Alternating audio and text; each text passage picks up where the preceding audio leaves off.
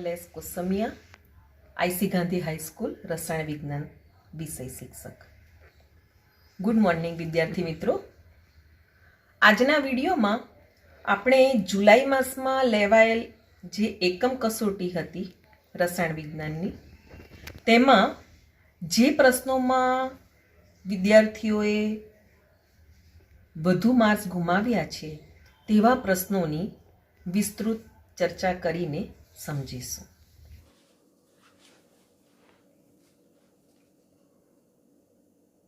તેમાંનો પ્રથમ પ્રશ્ન વિભાગ ડી નો 5 ગુણનો પ્રશ્ન. પ્રશ્ન છે, પૌલી અને હુન્ડના નિયમને આધારે અનુક્રમે હિલિયમ અને નાઇટ્રોજન પરમાણુની ઇલેક્ટ્રોન રચના સમજાવો. 5 ગુણનો પ્રશ્ન છે.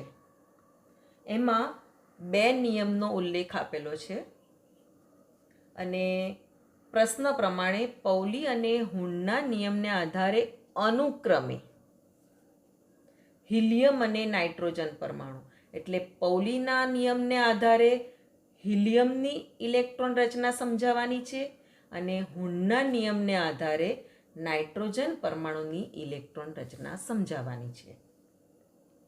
5 ગુણનો પ્રશ્ન છે. 2 નિયમનો ઉલ્લેખ છે, ઉદાહરણ સહિત સમજૂતી આપવાની છે, એટલે એક નિયમ પર 2.5 ગુણનું ભાર જાય. એટલે એ પ્રમાણે આપણે કન્ટેન્ટ પૂરું પાડવું પડે. એમાંનો પ્રથમ નિયમ આપણે પૌલીનો નિયમને આધારે હિલિયમની ઇલેક્ટ્રોન રચના સમજીએ. હવે આપણે એકમ 2 પરમાણુના બંધારણની અંદર ઇલેક્ટ્રોન રચના પરમાણુની સમજવા માટેના ક્વોન્ટમ આંકના મુખ્ય 4 પ્રકાર: મુખ્ય ક્વોન્ટમ આંક, ગૌણ ક્વોન્ટમ આંક, ચુંબકીય ક્વોન્ટમ આંક અને સ્પિન ક્વોન્ટમ આંક, તથા 3 નિયમ: આઉબઉનો સિદ્ધાંત, પૌલીનો અને હુન્ડનો સિદ્ધાંત. કોઈ પણ પરમાણુની ઇલેક્ટ્રોન રચના સમજવા માટે આ 4 ક્વોન્ટમ આંક અને આ 3 સિદ્ધાંત ખૂબ જ જરૂરી છે. તો જ તમે કોઈ પણ પરમાણુની ઇલેક્ટ્રોન રચના સાચી લખી શકો. એમાંનો પૌલીનો સિદ્ધાંત જોઈએ તો પૌલીનો નિષેધ, એટલે કે એનો સમાનાર્થી શબ્દ છે બાકાતીનો નિયમ. એટલે પૌલીનો નિષેધ બાકાતીનો નિયમ, એને આધારે સૌપ્રથમ હિલિયમ પરમાણુની ઇલેક્ટ્રોન રચનાનો સમજવાનો પ્રયત્ન કરીએ. હવે 3 ગુણની અંદર પણ આપણે આ પ્રશ્નને સમજી લઈએ કે કઈ રીતે પૂછાય. તો પૌલીનો નિષેધ એટલે કે બાકાતીનો નિયમ ઉદાહરણ આપી સમજાવો. તો તેમાં પણ આપણે હિલિયમ પરમાણુનું ઉદાહરણ આપીને પૌલીનો નિષેધનો સિદ્ધાંત વિસ્તૃત રીતે વર્ણન કરીને આ જ રીતે સમજાવવાનું રહે. અને જો 2 ગુણમાં પૌલીનો નિષેધનો નિયમ સમજાવો તો ત્યાં ઉદાહરણ માંગ્યું નથી, તો ફક્ત એ નિયમને જ અલગ અલગ રીતે લખીને એની સમજૂતી પૂરી પાડવાની હોય. પ્રશ્ન કેટલા ગુણમાં પૂછાયો છે અને પ્રશ્નમાં કઈ કઈ માહિતી માગી છે તેને આધારે આપણે અંદર કન્ટેન્ટ પૂરું પાડવાનું રહે. 1 ગુણના હેતુલક્ષી પ્રશ્નમાં પણ પૂછી શકાય કે પૌલીનો નિષેધનો નિયમ આપો. ત્યાં આપો શબ્દ હશે, અથવા તો પૌલીનો નિષેધ નિયમ લખો. તો ફક્ત એનો નિયમ જ લખવાનો રહે તમારે. તે વખતે તમે ઉદાહરણ પણ આપો અને એને બીજી કઈ રીતે લખી શકાય એ વિસ્તૃત સમજૂતી આપો તો તેના તમને માર્ક્સ 1 કરતાં વધારે માર્ક્સ નથી મળવાનો. એટલે પ્રશ્નને પૂરેપૂરો સમજવાનો પહેલાં પ્રયત્ન કરો. શું માગ્યું છે, પ્રશ્ન કેટલા ગુણનો છે, કેટલું કન્ટેન્ટ પૂરું પાડવું રહ્યું, તે તમે જ્યારે વાંચતા હોય ત્યારે જ સમજીને તમારે આ બાબત નક્કી કરી લેવાની હોય છે. હવે આપણે પૌલીનો નિષેધનો નિયમ સમજીએ. જુદી જુદી કક્ષકોમાં ભરાતા ઇલેક્ટ્રોનની સંખ્યા નિષેધના નિયમથી પ્રતિબંધિત થાય છે. આ જે નિયમ છે એ ઓસ્ટ્રિયન વૈજ્ઞાનિક વુલ્ફગેંગ પૌલીએ 1926માં રજૂ કરેલો. એટલે વૈજ્ઞાનિકના નામને આધારે એને પૌલીનો સિદ્ધાંત કહેવામાં આવે છે. તો પૌલીના આ સિદ્ધાંત પ્રમાણે પરમાણુમાં કોઈ પણ બે ઇલેક્ટ્રોનના ચારેય ક્વોન્ટમ આંકનો સેટ એક સરખો હોઈ શકે નહીં. આ પૌલીનો નિયમ છે. અવતરણ ચિહ્નમાં આપણે રજૂ કર્યો છે. ચારેય ક્વોન્ટમ આંક, પરમાણુમાં કોઈ પણ બે ઇલેક્ટ્રોનના ચારેય ક્વોન્ટમ આંકનો સેટ એક સરખો હોઈ શકે નહીં. ચાર ક્વોન્ટમ આંકનો આપણે અભ્યાસ કરી ગયા છે. બીજી રીતે જો સમજીએ તો એક જ કક્ષકમાં માત્ર બે જ ઇલેક્ટ્રોન, અહીં કહેવામાં આવ્યું છે ને, કોઈ પણ બે ઇલેક્ટ્રોનના, એ કયા બે ઇલેક્ટ્રોન? કોઈ પણ કક્ષકમાં માત્ર બે જ ઇલેક્ટ્રોન સમાઈ શકે, તો એક જ કક્ષકમાં માત્ર બે જ ઇલેક્ટ્રોન સમાઈ શકે અને આ ઇલેક્ટ્રોનના ભ્રમણ એકબીજાથી વિરુદ્ધ દિશામાં હોવા જોઈએ. એટલે કે ત્રીજા ઇલેક્ટ્રોનના સમાવેશનો નિષેધ હોય છે. એટલે પૌલીના આ નિયમને આપણે આ શબ્દોમાં પણ રજૂ કરી શકીએ. આ નિયમ પ્રમાણે કોઈ પણ એક કક્ષકમાંના બે ઇલેક્ટ્રોનના ત્રણ ક્વોન્ટમ આંક, અહીં કહેવામાં આવ્યું છે ને કે કોઈ પણ બે ઇલેક્ટ્રોનના ચારેય ક્વોન્ટમ આંકનો સેટ એક સરખો હોઈ શકે નહીં.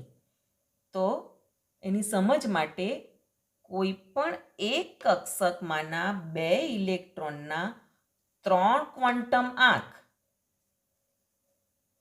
n મુખ્ય ક્વોન્ટમ આંક, l ગૌણ ક્વોન્ટમ આંક અને ml ચુંબકીય ક્વોન્ટમ આંક સરખા હોય, પણ તેમના ભ્રમણ ક્વોન્ટમ આંક, ચાર ક્વોન્ટમ આંકનો છેલ્લો પ્રકાર કયો? ભ્રમણ ક્વોન્ટમ આંક, અથવા તો એને સ્પિન ક્વોન્ટમ આંક પણ કહેવાય, જેની સંજ્ઞા s છે, એ એકબીજાથી વિરુદ્ધ હોય. આપણે ક્વોન્ટમ આંકની માહિતી મેળવી ગયા.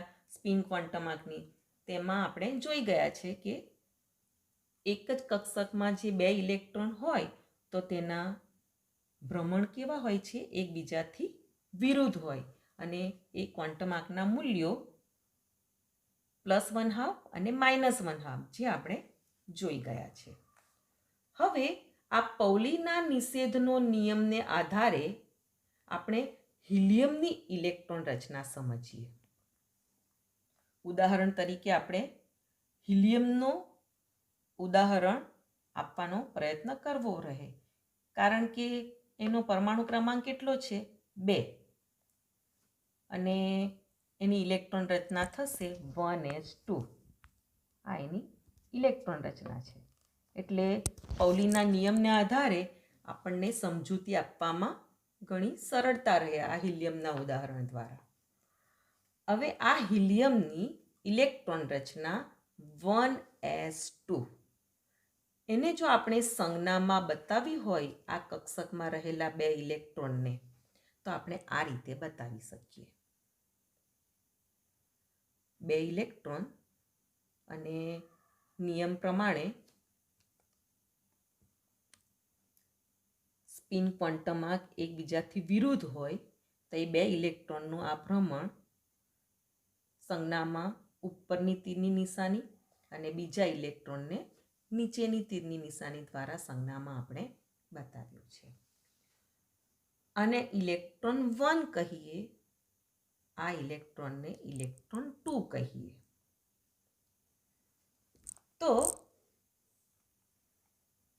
કોઈ પણ એક કક્ષકમાંના, અહીંયા કક્ષક કઈ છે? હિલિયમના ઉદાહરણમાં 1s કક્ષક. 2 ઇલેક્ટ્રોનના, આ એની ઇલેક્ટ્રોન રચના પ્રમાણે 1s કક્ષકના 2 ઇલેક્ટ્રોન બતાવ્યા, ઇલેક્ટ્રોન 1, ઇલેક્ટ્રોન 2. તેમના 3 ક્વોન્ટમાંક n, l અને ml સરખા હોય પણ તેમના ભ્રમણ ક્વોન્ટમાંક સ્પિન એકબીજાથી વિરુદ્ધ હોય, તેને સમજવાનું છે આપણે. હવે 3 ક્વોન્ટમાંકમાંનો પહેલો ક્વોન્ટમાંક n, એ આ બંને ઇલેક્ટ્રોનના સરખા છે તે સમજીએ. તો આ બંને ઇલેક્ટ્રોન મુખ્ય ક્વોન્ટમાંક n, એની ઇલેક્ટ્રોન રચના શું છે? અહીં હિલિયમની 1s2. અહીંયા કક્ષકના પ્રકારની આગળનો જે અંક છે એ મુખ્ય ક્વોન્ટમાંક n નો ઉલ્લેખ કરે છે. તો અહીં s કક્ષકમાં રહેલા 2 ઇલેક્ટ્રોન s કક્ષક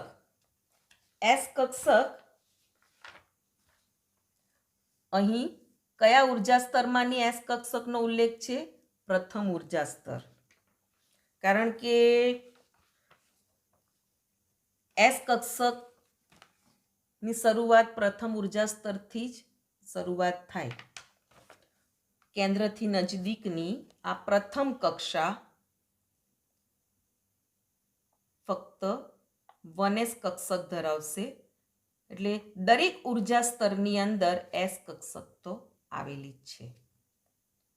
તો અહીં s કક્ષક તો છે, પણ એ s કક્ષક કયા ઉર્જા સ્તરમાંની છે? પ્રથમ ઉર્જા સ્તરમાંની. એટલે આ અંક જે છે એ આ કક્ષકમાં રહેલા બંને ઇલેક્ટ્રોન, એટલે કે આ s કક્ષક એ પ્રથમ ઉર્જા સ્તરમાંની છે.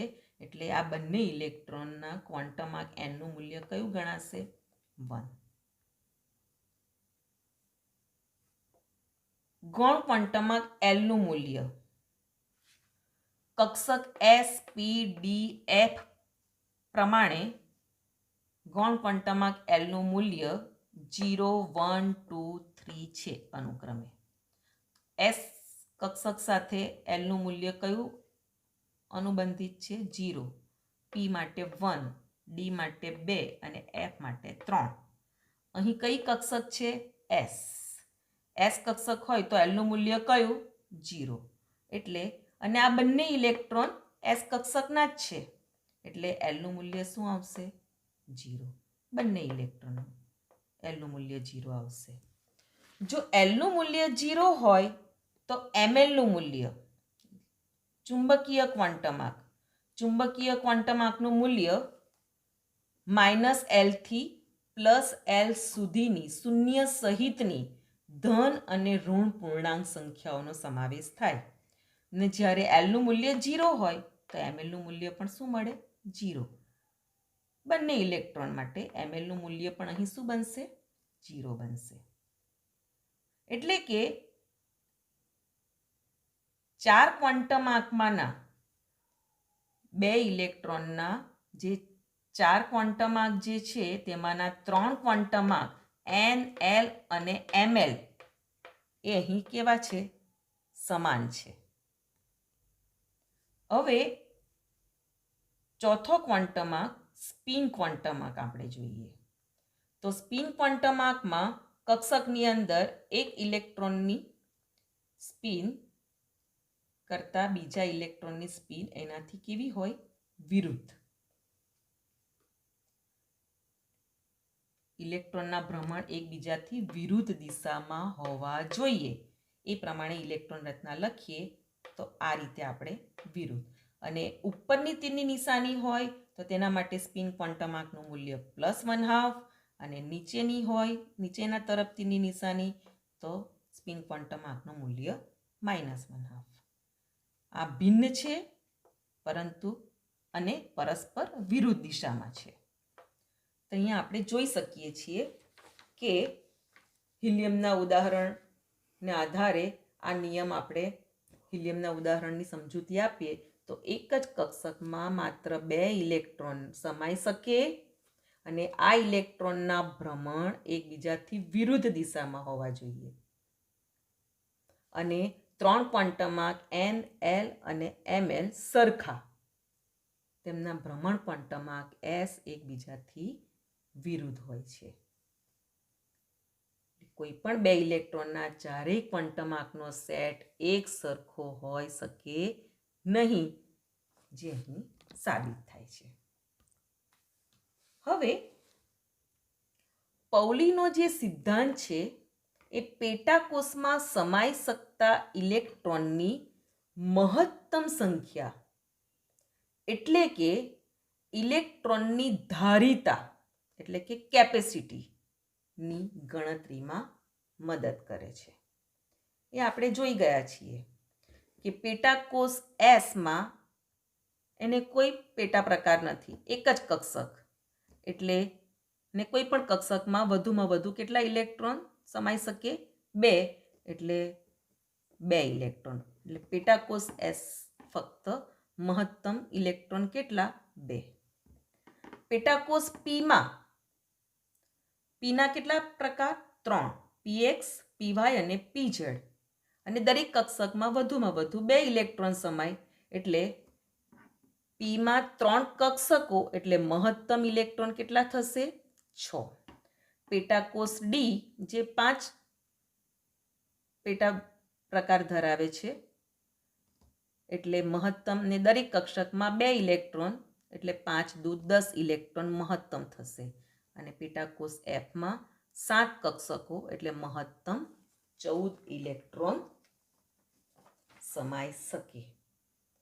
હવે પૌલીનો નિષેધના સિદ્ધાંતને આધારે હિલિયમની ઇલેક્ટ્રોન રચના આપણે સમજ્યા. હવે આપણે હુનના નિયમને આધારે નાઇટ્રોજન પરમાણુની ઇલેક્ટ્રોન રચના સમજીએ.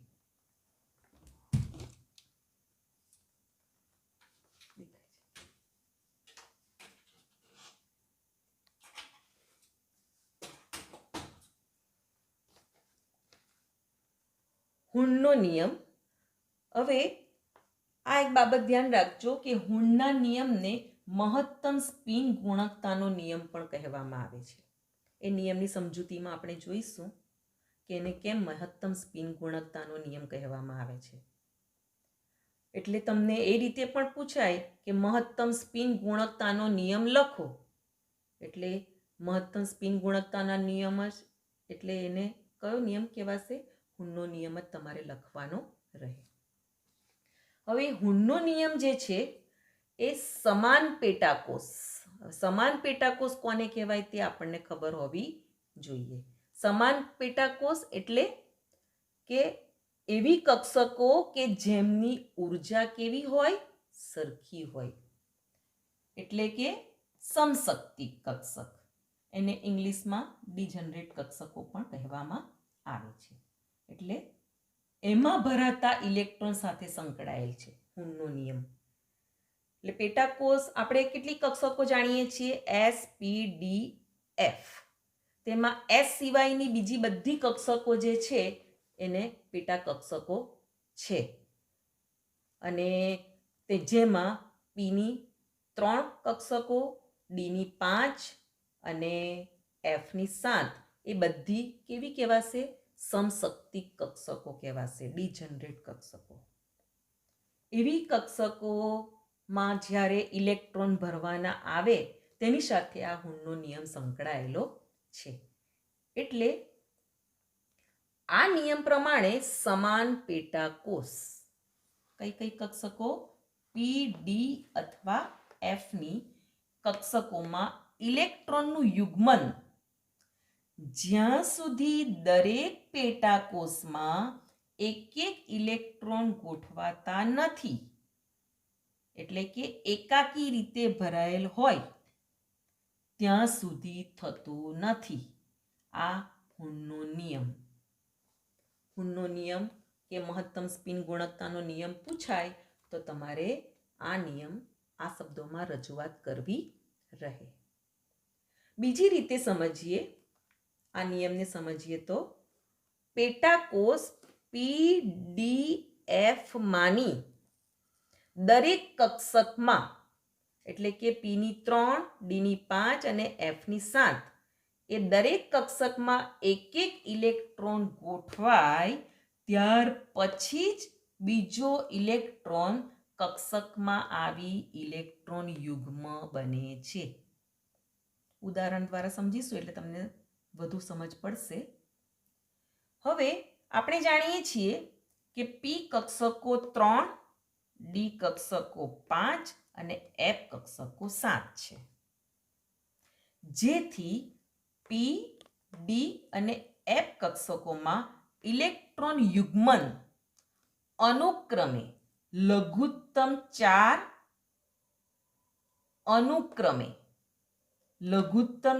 અનુક્રમે એટલે કે P કક્ષક માટે 4, D કક્ષક માટે 6 અને F કક્ષક માટે 8 ઇલેક્ટ્રોન હોય તો જ યુગ્મન શરૂ થશે. લઘુત્તમ કેટલા? P કક્ષક માટે 4, D કક્ષક માટે 6 અને F કક્ષક માટે 8 ઇલેક્ટ્રોન લઘુત્તમ હોય તો જ યુગ્મનની શરૂઆત થશે. સમજીએ આપણે. એમાં આપણે નાઇટ્રોજન પરમાણુનું ઉદાહરણ લઈને આપણે આ હુનનો નિયમ સમજાવવાનો છે. તો નાઇટ્રોજન પરમાણુ ક્રમાંક 7, 4 ક્વોન્ટમ આંકના પ્રકાર અને આ 3 નિયમોને આધારે આપણે એની ઇલેક્ટ્રોન રચના લખીએ અને તે પણ સ્પેશિયલ હુનનો નિયમ સમજાવવાનો હોય ત્યારે આપણે એની ઇલેક્ટ્રોન રચના કઈ રીતે લખવાની તે પણ ધ્યાન પર રાખવાનું છે. નાઇટ્રોજનનો પરમાણુ ક્રમાંક 7 એટલે ઇલેક્ટ્રોન રચના લખીએ તો 1s2, 2s2 અને આપણે આ રીતે આપણે એની ઇલેક્ટ્રોન રચના હુનનો સિદ્ધાંતના આધારે જો ઇલેક્ટ્રોન રચના લખવાની ન હોય ને નાઇટ્રોજન પરમાણુની ઇલેક્ટ્રોન રચના લખો તો આપણે કઈ રીતે લખીએ? આ રીતે લખીએ 1s2 પહેલા 1s કક્ષકમાં 2 ઇલેક્ટ્રોન ભરીએ, પછી 2s કક્ષક આઉગબાઉના સિદ્ધાંતને આધારે ન્યૂનતમ ઉર્જા ધરાવતી કક્ષકમાં ઇલેક્ટ્રોન સૌપ્રથમ ભરવામાં આવે અને એમાં પૂર્ણ ભરાઈ જાય ત્યાર પછી જ ઊંચી ઉર્જા ધરાવતી કક્ષકમાં ઇલેક્ટ્રોન દાખલ થાય. એટલે સૌથી ઓછી ઉર્જા ધરાવતી કક્ષક 1s, પછી 2s. કેટલા ઇલેક્ટ્રોન થયા? 4 ઇલેક્ટ્રોન ભરાઈ ગયા. હજી કેટલા બાકી છે? 3 બાકી રહ્યા. 7 પરમાણુ ક્રમાંક એટલે 7 ઇલેક્ટ્રોન આપણે ભરવાના છે. એટલે હવે હજી 3 ઇલેક્ટ્રોન બાકી રહ્યા. આના પછી કઈ કક્ષકમાં ઇલેક્ટ્રોન ભરવાનો આવશે? 2p કક્ષકમાં, કે જેના 3 પેટા વિભાગ પડે છે, 2px, 2py અને 2pz.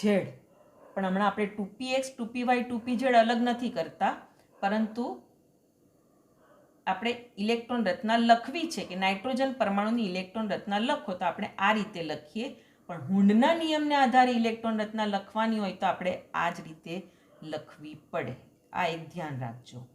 તો 4 ઇલેક્ટ્રોન થઈ ગયા, હજી 3 ઇલેક્ટ્રોન બાકી ને P કક્ષકમાં હવે ઇલેક્ટ્રોન આપણે ભરવાનું આવે છે અને P કક્ષકમાં વધુમાં વધુ કેટલા ઇલેક્ટ્રોન ભરાય? 6. એટલે હવે 3 જ ઇલેક્ટ્રોન ભરવાના બાકી છે એટલે આપણે શું લખીએ? 2p3. એટલે આ નાઇટ્રોજન પરમાણુની ઇલેક્ટ્રોન રચના થઈ. અહીં આપણે હુનના નિયમને આધારે ઇલેક્ટ્રોન રચના નાઇટ્રોજન પરમાણુના ઉદાહરણ દ્વારા સમજાવવાનું છે. એટલે આપણે આ જ રીતે ઇલેક્ટ્રોન રચના લખવી રહે. અને નાઇટ્રોજન સિવાય કોઈ પણ પરમાણુની ઇલેક્ટ્રોન રચના તમને પ્રશ્નમાં પૂછાય કે ફ્લોરિનની ઇલેક્ટ્રોન રચના કે ઓક્સિજનની ઇલેક્ટ્રોન રચના કે નાઇટ્રોજનની ઇલેક્ટ્રોન રચના હુનના નિયમને આધારે લખો તો તમારે આ જ રીતે લખવી રહે કે એમાં છેલ્લા ઇલેક્ટ્રોન સમાન પેટાકોષમાં જો ભરાતા હોય P, D અને Fમાં તો એ કક્ષકને આવી રીતે પેટાકોષની સંજ્ઞા દ્વારા અલગ અલગ, દાખલા તરીકે P કક્ષકને Px, Py અને Pz તો આ રીતે લખવાનું. હવે અહીં 2p ની અંદરના 3 ઇલેક્ટ્રોન એને આ રીતે આપણે લખવા પડે 1s2 2s2 2px 2py 2pz પહેલાં લખી નાખવાનું 4 ઇલેક્ટ્રોન ભરાઈ ગયા 5 6 અને 7 દરેક કક્ષકમાં એક એક ઇલેક્ટ્રોન ગોઠવાય ત્યાર પછી જ બીજો ઇલેક્ટ્રોન કક્ષકમાં આવીને ઇલેક્ટ્રોન યુગ્મ બને. એટલે હુનના નિયમના આધારે આપણે 2px2 ન લખાય, કારણ કે કેટલા p 1s ના 2 2s ના 2 4 ઇલેક્ટ્રોન તો થઈ ગયા, 3 ઇલેક્ટ્રોન ભરવાના છે, તો કોઈ પણ કક્ષકમાં 2 ઇલેક્ટ્રોન ભરાય. પૌલીના સિદ્ધાંતમાં આપણે જોઈ ગયા. તો આ 2px ની અંદર આપણે 2 ઇલેક્ટ્રોન રચના લખીએ તો ન ચાલે, આ રીતે ઇલેક્ટ્રોન રચના લખીએ તો ન ચાલે. 1s2 2s2 2px2 અને કારણ કે કોઈ પણ કક્ષકમાં વધુમાં વધુ 2 ઇલેક્ટ્રોન ભરાય, તો આમાં 2 ભરીને પછી આમાં 1 ભરીએ, પણ ના, આ ઇલેક્ટ્રોન રચના ખોટી છે. 4 ક્વોન્ટમાર્ક અને 3 સિદ્ધાંત ને સાથે રાખીને આપણે કોઈ પણ પરમાણુની ઇલેક્ટ્રોન રચના લખીએ તો તે આપણી સાચી પડે. એટલે હુનના સિદ્ધાંતને આધારે નાઇટ્રોજનની ઇલેક્ટ્રોન રચના જ્યારે બતાવીએ ત્યારે અહીંયા 2pxમાં 1 2pyમાં 1 અને 2pzમાં 1 આવી રીતે બતાવવી પડે. ને એને આપણે સંજ્ઞામાં જો બતાવીએ આ 2px 2py અને 2pzને, તો એનું સ્પિન 1 ઇલેક્ટ્રોન છે, એક જ ઇલેક્ટ્રોન કક્ષકમાં હોય તો એનું સ્પિન ઇલેક્ટ્રોનની તીરની નિશાની આપણે ઉપરની તરફ બતાવીએ. હવે જો આ રીતે બતાવીએ તો 2pxના 2 ઇલેક્ટ્રોન આવી રીતે, તો અહીં આની +1/2 અને આનું -1/2 સ્પિન ક્વોન્ટમાર્કનું મૂલ્ય, એટલે તટસ્થ થઈ જાય. ફક્ત આ એક જ ઇલેક્ટ્રોનનું +1/2 મૂલ્ય. જ્યારે આ રીતે ઇલેક્ટ્રોન રચના લખીએ તો આ +1/2, આમાં પણ +1/2 અને આમાં પણ +1/2, એટલે સ્પિન કેવી રહે છે? મહત્તમ. એટલા માટે જ એને હુનના સિદ્ધાંતને મહત્તમ સ્પિન ગુણકતાનો નિયમ પણ કહેવામાં આવે છે. હવે આપણે ઓક્સિજનની ઇલેક્ટ્રોન રચના સમજીએ. હુનના સિદ્ધાંતના આધારે જ ઓક્સિજનનો પરમાણુ ક્રમાંક 8, એટલે ઇલેક્ટ્રોન રચના થશે 1s2 2s2. હવે 4 ઇલેક્ટ્રોન થઈ ગયા, હજી 4 ઇલેક્ટ્રોન ભરવાના બાકી છે. તો 2px 2py અને 2pz આપણે આ રીતે લખીએ. તો 4 પછી આ એક 5 ઇલેક્ટ્રોન, આ 5મો, આ 6થો અને આ 7મો, 8મો ઇલેક્ટ્રોન.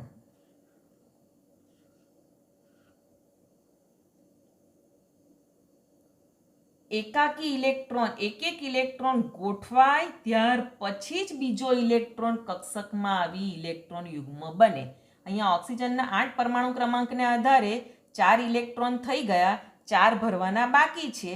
તો એક ઇલેક્ટ્રોન ભરાઈ જાય ત્યાર પછી જ એકાકી એક ભરાઈ જાય ત્યાર પછી જ ઇલેક્ટ્રોન કક્ષકમાં આવીને ઇલેક્ટ્રોન યુગ્મ બને. તો અહીંયા 4 પછીના 5 6 7 પછી 8મો ઇલેક્ટ્રોન એક ભરાયા પછી અહીંયા યુગ્મ ઇલેક્ટ્રોન યુગ્મ બન્યો. એટલે આ નિયમ આપણે સમજવા માટે પી કક્ષકમાં લઘુત્તમ ઇલેક્ટ્રોન કેટલા 4 હોય ત્યાર પછી જ ઇલેક્ટ્રોન યુગ્મની બનવાની શરૂઆત થાય. 3 અને આ એક 4, એટલે લઘુત્તમ 4 ઇલેક્ટ્રોન પી કક્ષક માટે હોય તો જ ઇલેક્ટ્રોન યુગ્મ શરૂઆત થશે. હવે આપણે હેતુલક્ષી પ્રશ્ન વિભાગ એ ની અંદર 5મો ક્વેશ્ચન પણ પૂછાયો છે. ક્રોમિયમની ધરા સ્થિતિમાં ઇલેક્ટ્રોન રચના,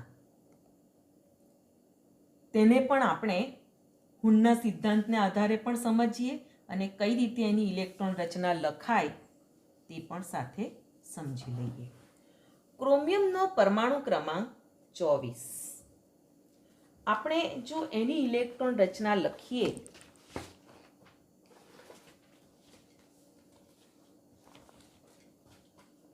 તો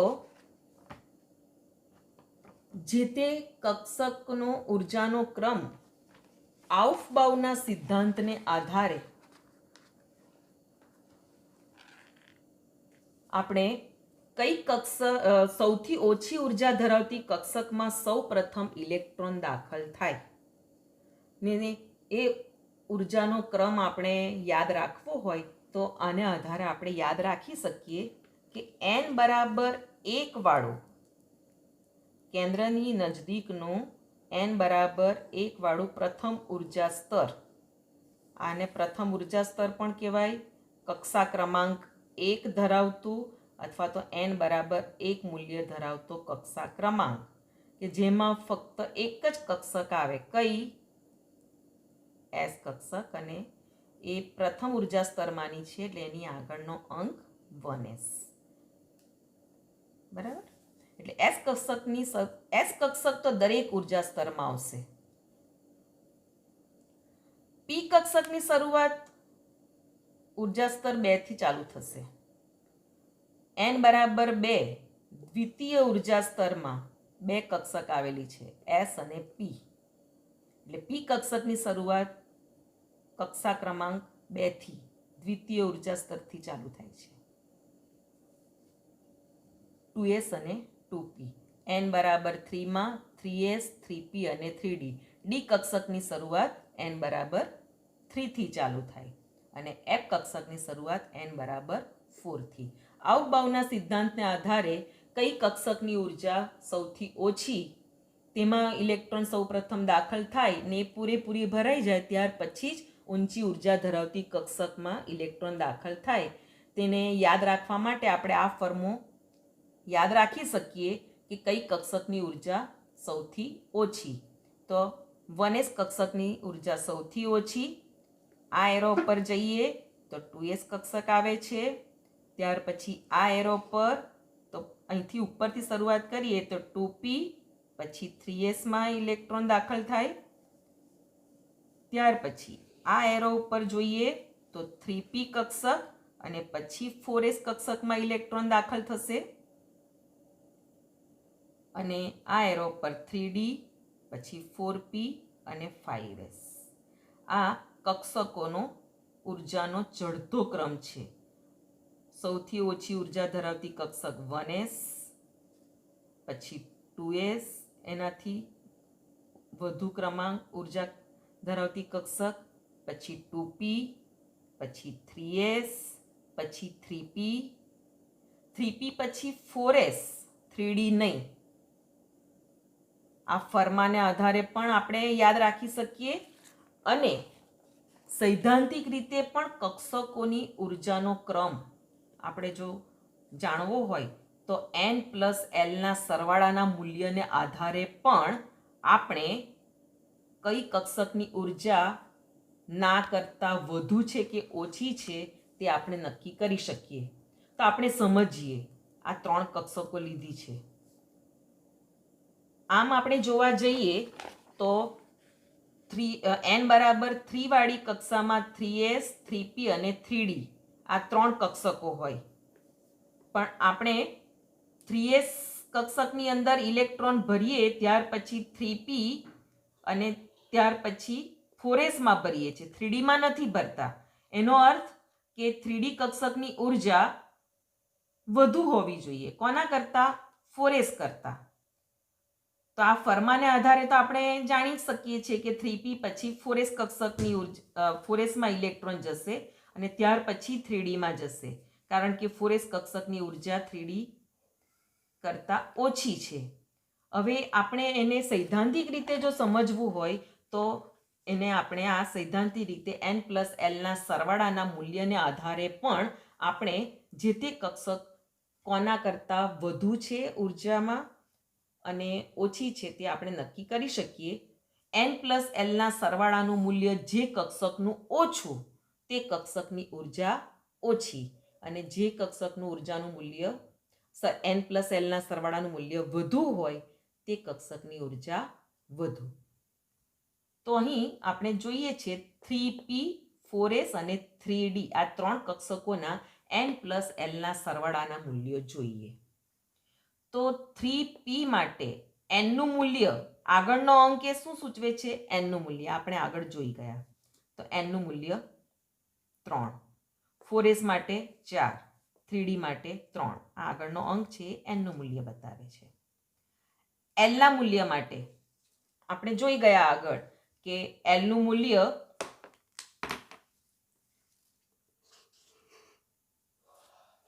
જીરો, 1, 2, 3 એને અનુબંધિત S, P, D અને F. અહીં કક્ષક કઈ છે? P. P કક્ષક હોય તો એલનું મૂલ્ય કેટલું? 1. S કક્ષક માટે 0, D કક્ષક માટે 2. હવે 3 કક્ષકો n પ્લસ એલના સરવાળાના મૂલ્યો આપણે જોઈએ. તો અહીં 4 થાય છે, 4s માં પણ 4 થાય છે અને 3d માં 5 થાય છે. હવે આપણે જોયું અહીં કે 3s પછી કઈ કક્ષકમાં ઇલેક્ટ્રોન ભરાશે? 3p માં અને પછી 4sમાં ભરાય. 3s પછી 3p અને 3p પછી 4sમાં ભરાય છે, 3dમાં નથી ભરાતો. તો અહીં આપણે જોઈ શકીએ છીએ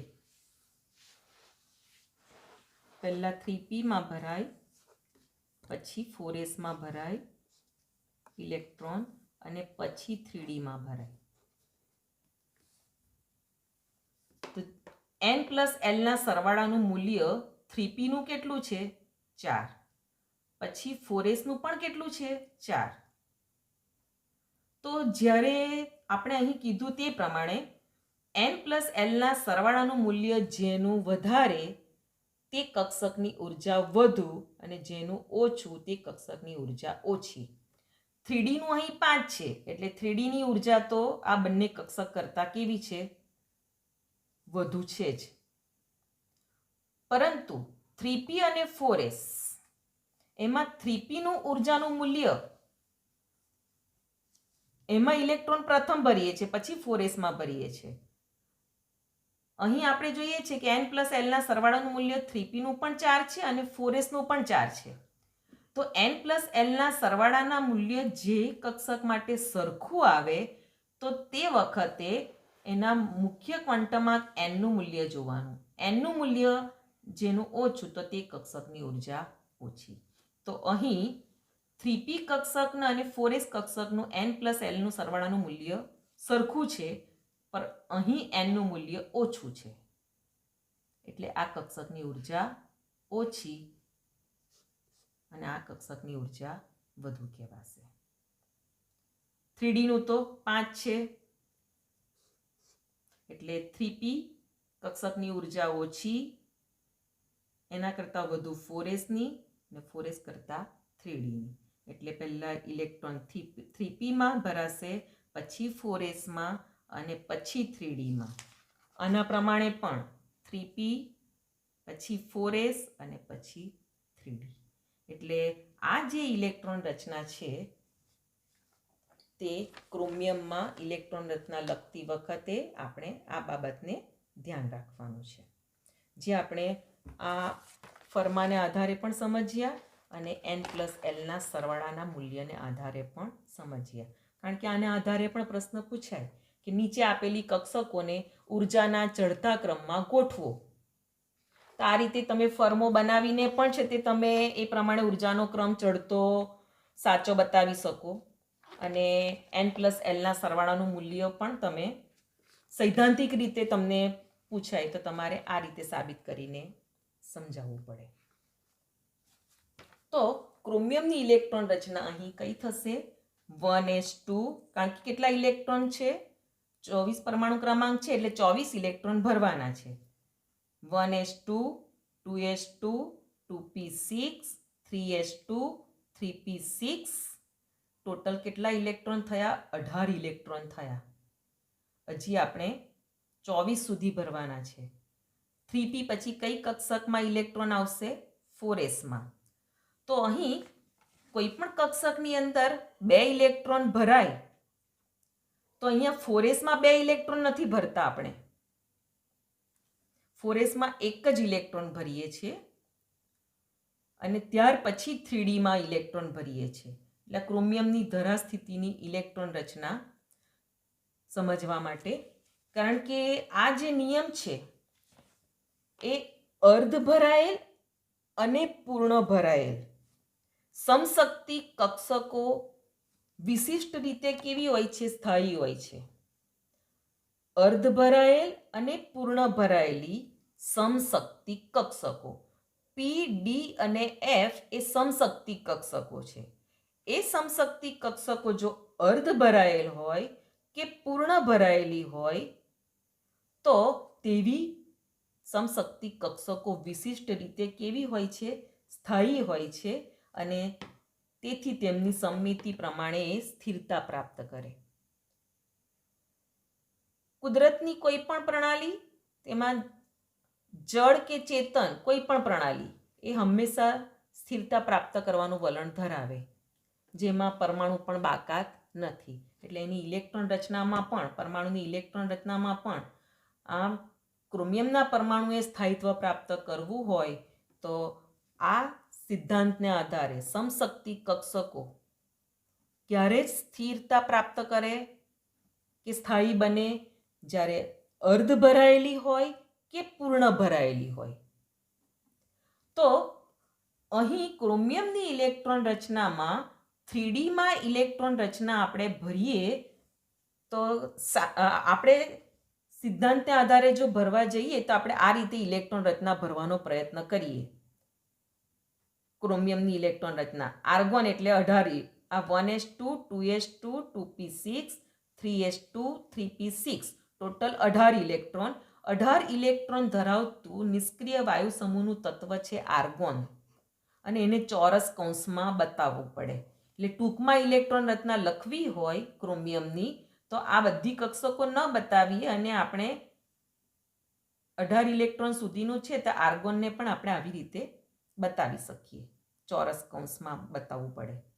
અને ત્યાર પછીની કક્ષક જે આવે તે કઈ આવે તે આપણને ખ્યાલ હોવો જોઈએ. એ 4s આવે અને પછી 3D આવે. તો અહીંયા 18 ઇલેક્ટ્રોન થઈ ગયા, પછી 19 અને 20 આવી રીતે આપણે ઇલેક્ટ્રોન રચના લખીએ. 18, 19, 20 ને બાકી રહ્યા, કારણ કે કોઈ પણ કક્ષકમાં વધુમાં વધુ 2 ઇલેક્ટ્રોન ભરાય તો 4s2 લખીએ આપણે અને 3d4 લખીએ. બાકી રહ્યા કેટલા? 18, 19, 20, બીજા 4 ઇલેક્ટ્રોન બાકી રહ્યા. ડી કક્ષકમાં તો 10 સુધી ભરાય, પણ આપણે જરૂર છે ફક્ત હવે 4 જ ઇલેક્ટ્રોનની, એટલે ક્રોમિયમની ઇલેક્ટ્રોન રચના કમ્પ્લીટ થાય. તો આપણે આ રીતે પણ ઇલેક્ટ્રોન રચના લખીએ, પણ આ ઇલેક્ટ્રોન રચના કેવી છે? ખોટી છે. કેમ? કારણ કે અર્ધ ભરાયેલ અને પૂર્ણ ભરાયેલી સમશક્તિ કક્ષકો વિશિષ્ટ રીતે કેવી હોય છે? સ્થાયી હોય છે, એટલે સ્થિરતા પ્રાપ્ત કરે. તો ક્રોમિયમના પરમાણુએ સ્થિરતા પ્રાપ્ત કરવી હોય તો 3D કક્ષક અર્ધ ભરાયેલી હોય તો ઇલેક્ટ્રોન રચના કઈ થાય? 3d5 થાય. તો 3d5 થવા માટે એને કેટલા ઇલેક્ટ્રોનની જરૂર છે? ફક્ત એક જ ઇલેક્ટ્રોનની જરૂર છે. ને એક ઇલેક્ટ્રોનની જરૂર હોય, 3d5 અર્ધ ભરાયેલી થઈ જાય તો ક્રોમિયમનો પરમાણુ કેવું બને? સ્થાયિત્વ પ્રાપ્ત કરે, સ્થિરતા પ્રાપ્ત કરે. તો એ આગળની જે કક્ષક છે તેમાંથી એક જ ઇલેક્ટ્રોનની જરૂર હોય સ્થાયિત્વ પ્રાપ્ત કરવા માટે, તો જ એ આગળની ભરાયેલી કક્ષકમાંથી એ ઇલેક્ટ્રોનને આપણે 3Dમાં બતાવી શકીએ. એ ક્યારે બતાવી શકીએ? આ બંને કક્ષકો વચ્ચે ઉર્જાનો તફાવત વધુ હોવો જોઈએ નહીં. અહીંયા વધુ નથી, ઘણો વધુ પડતો ઉર્જાનો તફાવત નથી. 4sનું ઉર્જાનું મૂલ્ય 4 છે સૈદ્ધાંતિક રીતે આપણે ગણીએ તો, અને 3Dનું 5 છે, એટલે બહુ વધુ પડતો ઉર્જાનો તફાવત નથી. એટલે અહીં 4sમાંથી ઇલેક્ટ્રોનને આપણે 3Dમાં બતાવી શકીએ. એટલે એની સાચી ઇલેક્ટ્રોન રચના કઈ થશે? આર્ગોન, 4s1 અને 3Dમાં કેટલા ઇલેક્ટ્રોન બતાવવા પડે? 5. આ 3Dના 5 ઇલેક્ટ્રોન હુનના સિદ્ધાંત પ્રમાણે આપણે આ રીતે બતાવી શકીએ. ડી કક્ષકના કેટલા પ્રકાર? 5. 3D XY, YZ, ZX, x square minus Y square Z square. એટલે ક્રોમિયમની ધરા સ્થિતિમાં ઇલેક્ટ્રોન રચના આપણે આ રીતે લખી શકીએ. પૂરેપૂરું બતાવવું હોય તો 1s2 2s2 2p6 3s2 3p6 18 આ 19 અને એકાકી તો આ પરમાણુ પણ સ્થાયી બને છે. એટલે આ 19 20 21 22 23 અને 24. એટલે આ ઇલેક્ટ્રોન રચના એની સાચી. આ રીતે નહીં. 4sમાં 1 અને હુનના સિદ્ધાંતના આધારે આપણે જોયું ને કે ઇલેક્ટ્રોન એકાકી ઇલેક્ટ્રોન એક ઇલેક્ટ્રોન ગોઠવાય ત્યાર પછી જ બીજો ઇલેક્ટ્રોન કક્ષકમાં આવી ઇલેક્ટ્રોન યુગ્મ બને. તો અહીં આપણે જે ઇલેક્ટ્રોન ભરવાના છે 5 ઇલેક્ટ્રોન 3Dમાં 5 ઇલેક્ટ્રોન ભરવાના છે. તો 3DXY 3DYZ ZX x square minus Y square Z square એક ભરવાનો. પણ 2 આમાં ભરીએ, 2 ને 5 હજી ભરવાના બાકી છે. તો 2 ને 2 અને પછી અહીંયા 1 ભરીએ તો 13 ઇલેક્ટ્રોન રચના એની કેવી પડશે? ખોટી પડશે. હુનના સિદ્ધાંતના આધારે પણ, કારણ કે હુનના સિદ્ધાંતના આધારે અર્ધ ભરાયેલી કક્ષક હોય કે પૂર્ણ ભરાયેલી તો તે સમશક્તિ કક્ષકો સ્થાયિત્વ પ્રાપ્ત કરે અને સ્થાયિત્વ પ્રાપ્ત કરવાનું વલણ કોઈ પણ પ્રણાલી ધરાવતી હોય છે. એટલે ક્રોમિયમની ધરા સ્થિતિમાં સાચી ઇલેક્ટ્રોન રચના તમે આ લખો. આ હુનના સિદ્ધાંતના આધારે. હુનના સિદ્ધાંતના આધારે પૂછાય તો તમારે આ જ રીતે લખવું પડે. જો હુનના સિદ્ધાંતનો ઉલ્લેખ નહીં હોય તો તમે આ રીતે પણ લખી શકો. ડાયરેક્ટ ડીમાં આ જે 5 ઇલેક્ટ્રોન છે તેને D5 તરીકે ટોટલ પણ ઇલેક્ટ્રોન 3D5 પણ બતાવી શકો. આ ઇલેક્ટ્રોન રચના ક્રોમિયમની ધરા સ્થિતિની. અહીંયા આર્ગોન આ ન બતાવો તો તમે 1s2 2s2 2p6 3s2 3p6 પછી 4s1 અને 3d5 એ રીતે પણ ક્રોમિયમની ઇલેક્ટ્રોન રચના બતાવી શકો. જેની મોટાભાગના વિદ્યાર્થીઓની આ ઇલેક્ટ્રોન રચનામાં 1 માર્ક્સ પૂરેપૂરો મેળવ્યો નથી. એટલે આ ક્રોમિયમની અર્ધ ભરાયેલી એના પ્રમાણે. ક્રોમિયમ સાથે આપણે કોપરનું પણ સમજી લઈએ. કારણ કે 21 થી 30 ઝીંકથી સ્કેન્ડિયમ થી ઝીંક સુધીના જે તત્વો છે ડી કક્ષકના 3D શ્રેણીના સંક્રાંતિ તત્વો, એમાં ક્રોમિયમ અને કોપરની ઇલેક્ટ્રોન રચના આ અર્ધ ભરાયેલી અને પૂર્ણ ભરાયેલી સ્થાયિત્વ પ્રાપ્ત કરતા પરમાણુઓ માટે અલગ પડે છે. આ અર્ધ ભરાયેલીમાં ક્રોમિયમનો સમાવેશ થશે, પૂર્ણ ભરાયેલીમાં કોપરનો સમાવેશ થશે. કોપરનો પરમાણુ ક્રમાંક 29. એટલે આપણે એની ઇલેક્ટ્રોન રચના ભરીએ તો શું થશે? આર્ગોન 18 ઇલેક્ટ્રોન થઈ ગયા. 18 પછી આપણે જો ઇલેક્ટ્રોન ભરીએ તો 4sમાં 2 ભરી દઈએ તો 19 અને 20 એટલે ડીની અંદર શું થશે? ઇલેક્ટ્રોન રચના 9 જ થશે. એટલે 3d9. પણ આ ઇલેક્ટ્રોન રચના ખોટી છે. કારણ કે અહીંયા ડી કક્ષકને પૂર્ણ ભરાવા માટે ડી કક્ષકના પેટા પ્રકાર કેટલા? 5. એટલે દરેક કક્ષકની અંદર 2 ઇલેક્ટ્રોન એટલે ટોટલ 10 ઇલેક્ટ્રોન સમાય. તો અહીંયા પૂર્ણ ભરાયેલી ડી કક્ષકને થવા માટે એક જ ઇલેક્ટ્રોનની જરૂર છે. એટલે હુનના સિદ્ધાંતના આધારે એકાકી ઇલેક્ટ્રોન અને સ્થાયિત્વ પ્રાપ્ત કરવા માટે કોપર એ આગળની ભરાયેલી કક્ષકમાંથી એક ઇલેક્ટ્રોન આપણે 3D કક્ષકમાં બતાવીએ તો ક્રોમિયમ પરમાણુ કેવો બને? પૂર્ણ ભરાયેલી સમશક્તિ કક્ષક ડી કક્ષક થશે અને કોપરનો પરમાણુ સ્થાયિત્વ પ્રાપ્ત કરશે. એટલે કોપરની ઇલેક્ટ્રોન રચના 18 પછી 4sમાં 2 ન બતાવતા 1 બતાવવાનો એટલે 19 પછી 20 21 22 23 24 25 26 27 28 અને 29. એટલે દરેક ડી કક્ષકની અંદર 2 ઇલેક્ટ્રોન આવશે. અને એ રીતે એટલે આપણે હમણાં પરીક્ષામાં એકમ કસોટીમાં ક્રોમિયમની ધરા સ્થિતિમાં ઇલેક્ટ્રોન રચના પૂછાય. એ અર્ધ ભરાયેલી ક્રોમિયમ પરમાણુની ઇલેક્ટ્રોન રચના જે બીજા બધા તત્વના પરમાણુની ઇલેક્ટ્રોન રચના કરતાં જે ક્રોમિયમ અને કોપરની અલગ પડે છે તેને આધારે, અને કોપર એ પૂર્ણ ભરાયેલી એના માટે, એટલે એની ઇલેક્ટ્રોન રચના આ ખોટી છે. એની ઇલેક્ટ્રોન રચના કઈ રીતે? હુનના સિદ્ધાંતની રીતે, આ રીતે. અને જો આપણે ટૂંકમાં બતાવવું હોય તો આ રીતે બતાવી શકીએ કોપરની ઇલેક્ટ્રોન રચના. કોપરનો પરમાણુ ક્રમાંક 29. ટૂંકમાં ઇલેક્ટ્રોન રચના બતાવીએ તો આર્ગોન, પછી 4s એક ઇલેક્ટ્રોન બતાવવાનો, આર્ગોનમાં 18, આ 19 અને 3d, એમાં કેટલા ઇલેક્ટ્રોન આવશે? ટોટલ 10. એટલે 18, 19, 19 ને 10, 29 એ કોપર પરમાણુની, એટલે કોપર પરમાણુની ઇલેક્ટ્રોન રચના આ થશે. આર્ગોનની જગ્યાએ તમે આખું લખો 1s2, 2s2, 2p6, 3s2, 3p6, તો તે રીતે પણ બતાવાય ને. ટૂંકમાં આર્ગોન કક્ષકને ચોરસ કૌંસમાં જ, ગોળ કૌંસમાં નહીં, એ ધ્યાન રાખજો. અહીં આપણે જોયું કે પી કક્ષક એ અનુક્રમે લઘુત્તમ 4 ઇલેક્ટ્રોન હોય ત્યારથી છે તે યુગ્મનની શરૂઆત થશે. ડી કક્ષકમાં કેટલા લઘુત્તમ ઇલેક્ટ્રોન? 6 હશે ત્યારથી ચાલુ થશે. તો આપણે અહીંયા આયન તત્વની, આયનનો પરમાણુ ક્રમાંક કેટલો છે? 26 છે. તો એની ઇલેક્ટ્રોન રચના લખીએ તો આર્ગોન 18, 18, એના પછી કઈ કક્ષક આવશે? 4s. 4sમાં 2 ઇલેક્ટ્રોન એટલે 20 ઇલેક્ટ્રોન થયા. 6 ઇલેક્ટ્રોન ભરવાના બાકી રહ્યા.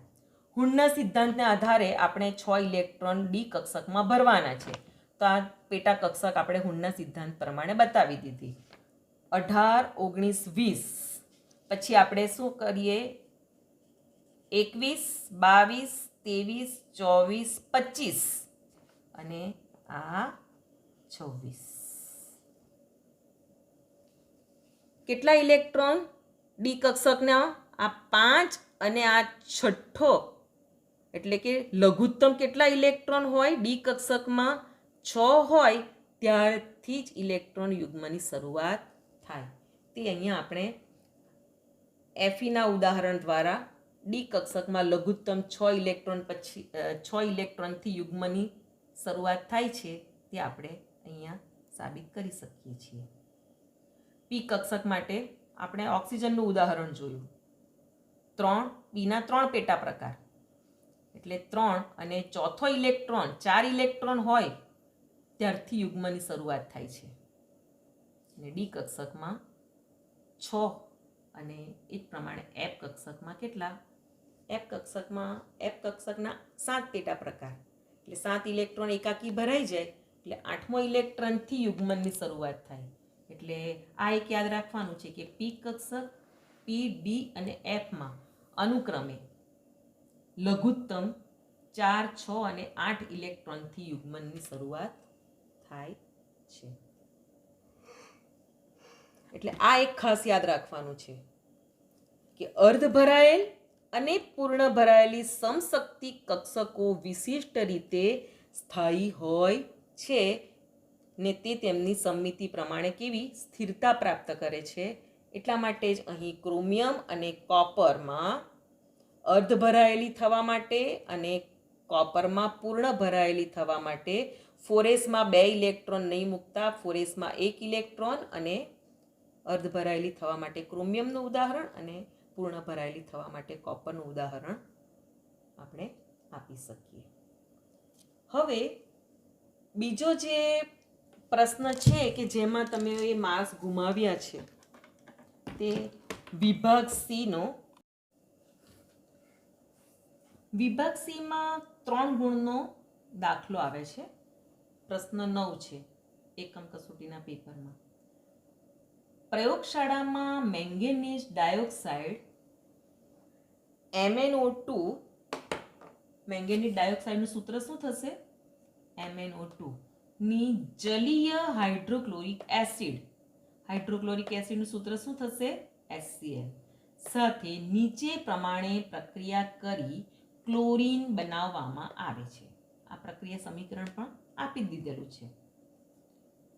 મેંગેનીઝ ડાયોક્સાઇડ MnO2 ની જલીય હાઇડ્રોક્લોરિક એસિડ, એક્વેયસ, જલીય એટલે જલીય માટે ઇંગ્લિશ વર્ડ છે એક્વેયસ, એનું ટૂંકમાં રૂપ AQ HCl સાથે નીચે પ્રમાણે પ્રક્રિયા કરી. આ બંને વચ્ચે પ્રક્રિયા થાય, ક્લોરીન બનાવવામાં આવે છે. શું બને છે? Chlorine, chlorine gas. સમીકરણ આપી દીધેલું છે દાખલામાં તમને. તો 5 ગ્રામ મેંગેનીઝ ડાયોક્સાઇડ સાથે HCl ના કેટલા ગ્રામ પ્રક્રિયા કરશે? અને દાખલાની રકમમાં તમને પરમાણ્વીય દળ મેંગેનીઝ અને ક્લોરીનના આપી દીધા છે. મેંગેનીઝનું 55 યુનિફાઈડ માસ એટલે યુ સંજ્ઞા છે 35.5. આટલી માહિતી તમને આપી છે દાખલામાં. દાખલાની આ રકમમાં સમીકરણ આપ્યું છે અને આ બાબત આપણે શોધવાની છે કે 5 ગ્રામ મેંગેનીઝ ડાયોક્સાઇડ સાથે HCl ના કેટલા ગ્રામ પ્રક્રિયા કરશે. આપેલી માહિતીમાં આ બંનેના પરમાણ્વીય દળ આપ્યા છે. હવે આ દાખલો આપણે ગણવો હોય તો આ પરમાણ્વીય દળ આપ્યા છે એટલે આ માહિતી શોધવા માટે અહીં આ દાખલામાં આપણને MnO2 અને હાઇડ્રોક્લોરિક એસિડ HCl એ બંનેના મોલર દળ એટલે કે આણ્વીય દળની જરૂરિયાત રહેશે. તો અહીં પહેલા મોલર દળ શોધી નાખવું અને એની ગણતરી અવશ્ય બતાવવી. મોટાભાગના વિદ્યાર્થીઓએ ડાયરેક્ટ જ ગણતરી બતાવ્યા વગર જ મોલર દળનો ઉલ્લેખ દાખલાની રકમમાં અને પદ મૂકવામાં કરેલ છે. પૂરા માર્ક્સ મેળવવા હોય તો આણ્વીય દળની ગણતરી પણ અવશ્ય બતાવવી. તેમાં આપણે HCl નું મોલર દળ શોધવું હોય તો આપણને કોના કોના પરમાણ્વીય દળની જરૂરિયાત પડે? ક્લોરીનના અને હાઇડ્રોજનના. MnO2 નું મોલર દળ શોધવું હોય તો મેંગેનીઝનું પરમાણ્વીય દળ ખબર હોવી જોઈએ અને ઓક્સિજનનું. હવે આ દાખલામાં તો બેના જ પરમાણ્વીય દળ આપેલા છે, મેંગેનીઝ અને ક્લોરીનના. HCl માં આપણને Cl ના મળી રહેશે, હાઇડ્રોજનના નથી ખબર. હાઇડ્રોજનના તો આપણને યાદ પણ રહે કે એનું પરમાણ્વીય દળ 1 છે. પરંતુ MnO2 માં ઓક્સિજનની નથી ખબર આપણને, પણ તમારે જોઈ લેવાનું. ક્વેશ્ચન પેપરમાં આગળ વિભાગ બી માં છઠ્ઠો જે દાખલો પૂછાયેલો છે તેમાં પરમાણ્વીય દળ જરૂરી હતા તો ત્યાં આપેલા છે પરમાણ્વીય દળ. એમાં ખાંડની સાંદ્રતા શોધવાનો દાખલો છે, ખાંડના દ્રાવણની સાંદ્રતા શોધવાનો. તો ત્યાં હાઇડ્રોજન અને ઓક્સિજનના પરમાણ્વીય દળનો ઉલ્લેખ છે. એટલે આ પણ તમારે ખાસ ધ્યાન રાખવાનું છે કે ક્વેશ્ચન પેપર એક તો પહેલેથી ક્રમશઃ તમારે આખું પહેલાં વાંચી જવાનું. બોર્ડના પેપર હોય કે છે તે પ્રથમ સત્રાંત પરીક્ષાનું કે દ્વિતીય સત્રાંત, તો એમાં ક્વેશ્ચન પેપરમાં પ્રશ્નની શરૂઆત થાય તે પહેલાં અમુક સૂચનાઓ લખેલી હોય છે. એ સૂચનાઓને પહેલાં વાંચી જવાની.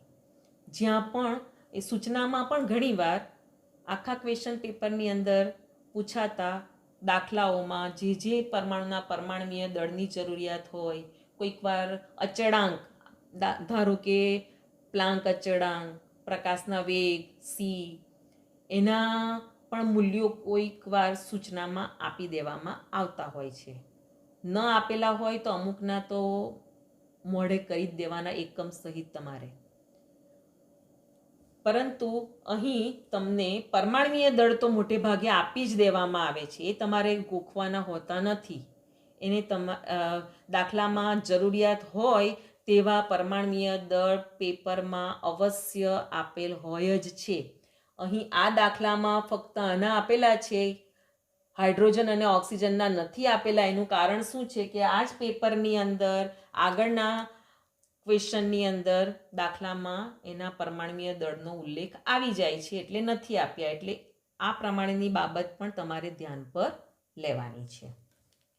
હવે આ દાખલાને ગણવા માટે મેં તમને આનો ઉલ્લેખ કર્યો કે મોલર દળ પહેલાં શોધી નાખવાના અને એનો જે છેલ્લો જે મોલર દળનો જવાબ આવે તેની પાછળ એકમ લખવાનું ખાસ ભૂલશો નહીં.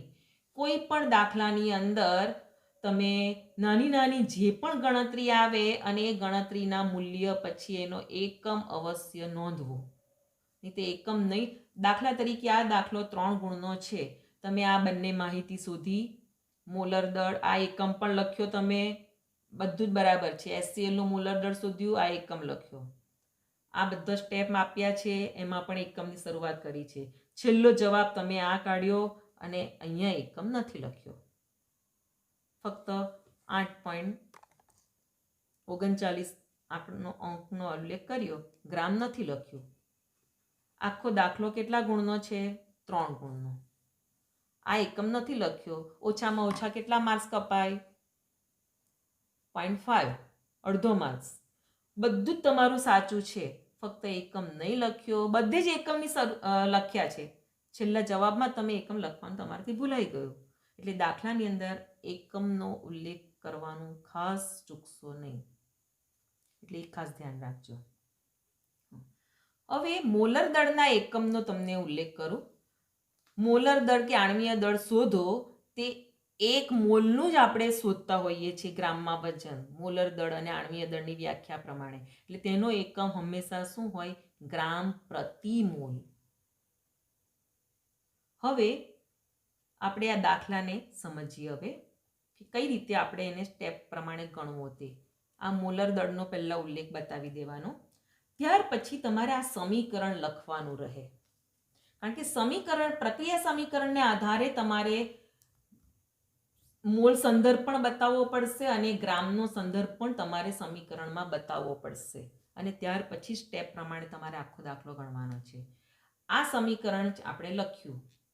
આ સમીકરણ આપેલ છે, બરાબર. જેમાં મોલ પ્રમાણે જોઈએ તો 1 મોલ MnO2 ની આગળ કોઈ અંક નથી, એટલે કે MnO2 નો 1 મોલ HClના કેટલા મોલ સાથે પ્રક્રિયા કરે છે? એમ કહેવાય 4 મોલ. એટલે આ સમીકરણને આધારે મોલનો સંદર્ભ શું છે કે 4 મોલ HCl 1 મોલ MnO2 સાથે પ્રક્રિયા કરે તો 1 મોલ Cl2 આપણને મળે છે. 2 મોલ H2 અને MnCl2. અહીંયા દાખલામાં આપણે ફક્ત ક્લોરીન બનાવવામાં આવે છે તેનો 1 મોલ મળે છે.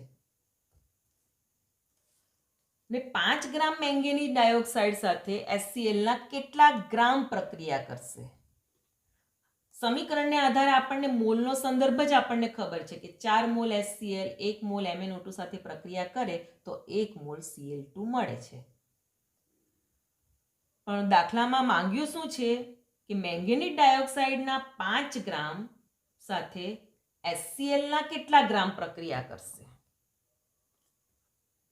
એટલે ગ્રામમાં આપણે HClના ગ્રામ શોધવાના છે.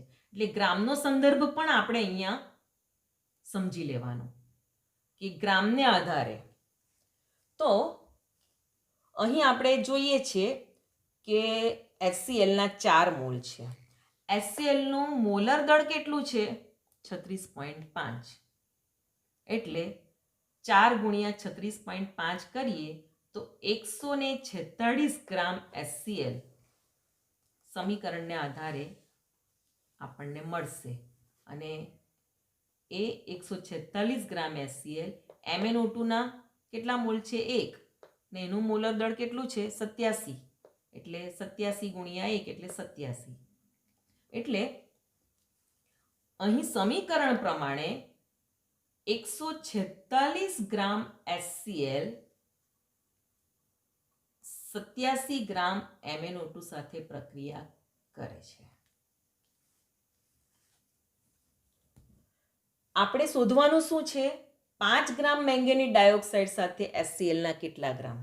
આ સમીકરણ પ્રમાણે 87 ગ્રામ MnO2 સાથે 146 ગ્રામ HCl પ્રક્રિયા કરે. એટલે પ્રક્રિયા સમીકરણ ઉપરથી 1 મોલ MnO2 સાથે 4 મોલ HCl પ્રક્રિયા કરે છે, આ વાક્ય રચના લખવી જરૂરી છે. મોટાભાગના વિદ્યાર્થીઓએ ડાયરેક્ટ બસ આ રીતેનો ઉલ્લેખ બતાવીને કિંમત મૂકી દીધી, આ સ્ટેપ જ લખીને. તેનાથી તમને પૂરા 3 ગુણ નહીં મળશે. સમીકરણ લખો, સમીકરણને આધારે મોલ સંદર્ભ બતાવો, આવી રીતે ગ્રામનો સંદર્ભ પણ સમીકરણને આધારે બતાવો, અને પછી દાખલામાં શું માગ્યું છે તેને આધારે તમારે સ્ટેપ લખવાના. તો પ્રક્રિયા સમીકરણ ઉપરથી શું માહિતી મળે છે કે 1 મોલ MnO2 સાથે 4 મોલ HCl પ્રક્રિયા કરે છે, એટલે 1 મોલ MnO2 બરાબર 4 મોલ HCl. હવે એને આપણે ગ્રામમાં કન્વર્ટ કરીએ તો 1 ગુણ્યા MnO2 ના 87 ગ્રામ એટલે 87 ગ્રામ, અને 4 મોલ HClના 36.5 સાથે ગુણાકાર કરતા 146 ગ્રામ, એટલે 87 ગ્રામ બરાબર 146 ગ્રામ થશે. આમ હવે આપણે પદ મૂકીએ કે 87 ગ્રામ MnO2 સાથે 146 ગ્રામ HCl પ્રક્રિયા કરે છે. કારણ કે આપણે HClનું ગ્રામમાં વજન શોધવાનું છે.